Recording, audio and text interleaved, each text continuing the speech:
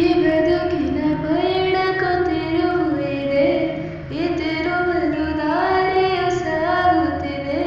ದೇವರ ಆಟವೋ ಜೀವನ ಪಾಠವೋ ಸಂಚಾರಿಯಾಗು ನೀ. ಈ ಬದುಕನ್ನು ಬರೆದವ ಯಾರು ದೊರೆ, ನಿಖರ ತೋರದೆ ಹೋದರೆ. ನಿನ್ನಿಷ್ಟವೆಲ್ಲವೂ ಕಷ್ಟವೇ ಆದರೆ ಬೇರೇನ ಮಾಡಲಿ.